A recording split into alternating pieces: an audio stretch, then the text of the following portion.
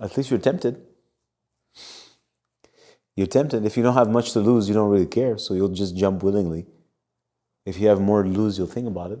You know how many movies are done about stories like that? The guy who has the whole life perfect, set up everything, and then he meets this femme fatale, but what's really going on? Some people know, they've lived it. It's like there's something about there's something in her. She's got a specific kind of power that's able to activate something in you. It's as if it's able to activate a circuit of energy that is generally offline or only partially functioning. And she can like turn it on and intensify it. And it's like all you've always, like everything you're doing is to get that feeling. And she's able to activate it in a second. So you're like, all this stuff I'm doing is to kind of get that. And she just does it in 1 second.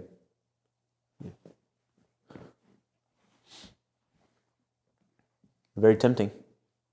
But these women are generally very sick. They're very distressed, very traumatized, which is what allows them to have that kind of power. But they're generally the ones who are able to offer such an experience. They're not ordinary girls. They're generally extremely traumatized and profoundly messed up, insane, even if the insanity is contained. And they have connections to certain kinds of powers, despite themselves, due to the traumas. And they're able to I don't know how to say this, to vampire you, be vampiring you in such a precise manner. And I'm telling you, I've analyzed myself in the process, like very precisely.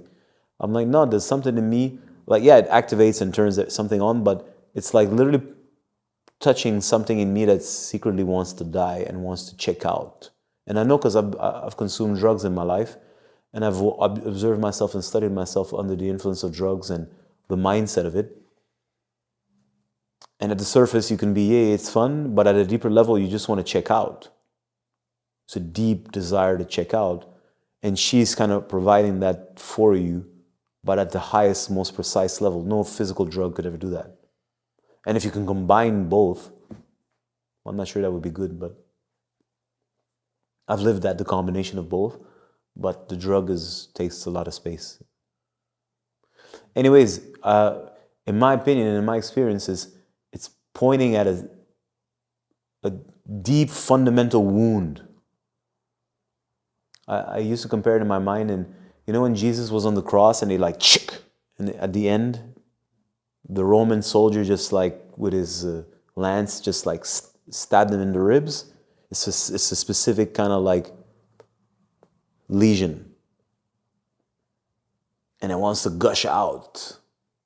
And that creature, that succubus, is able to like go and put the finger there. Right at that weakness. And it's a whole circuit inside your body, and it just activates your lust. It's a trip, man. And then, of course, that high comes with a rainbow of other emotions after the high. The despondency, the despair, the rage, the anger, the frustration. You want some more, you can't get it. Because generally these women are going to have a particular way of not being accessible somehow. That's part of the game. Right? So then you have to go through this whole journey until when, because if you could have it, it wouldn't, right? If you can smoke weed every day, it doesn't do the same, right? So so you have to build up the tension and create a whole scenario, and it's always complicated. And when you finally, right, you can barely have it and just,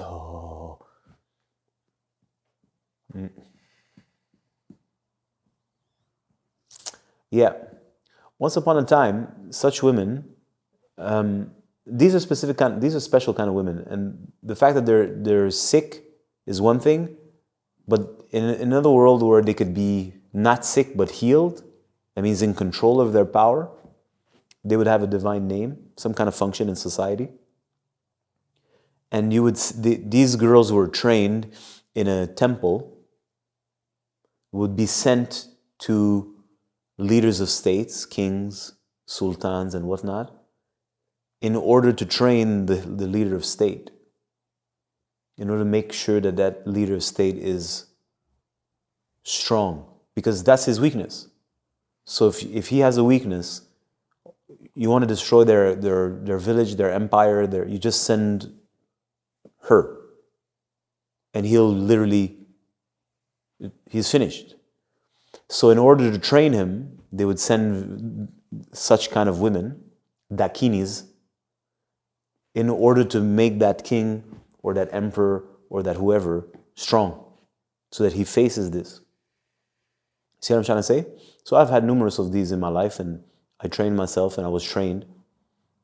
But they were not I've had some who were the conscious versions of those. That means they had a sense of their power and had contained it and knew how to use it.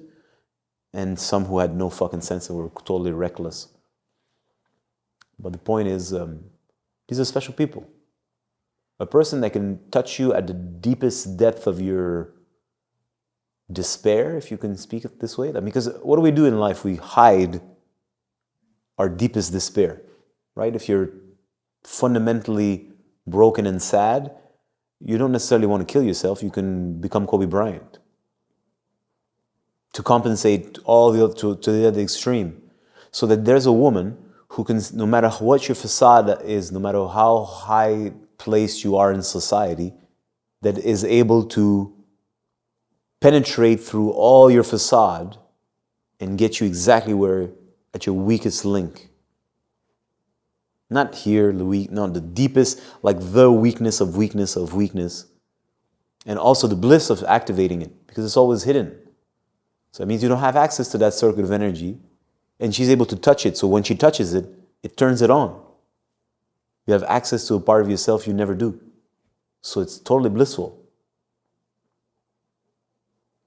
But the mind state of it is also, she didn't really activate, we didn't solve the issue. She just activated like you activate something with drugs.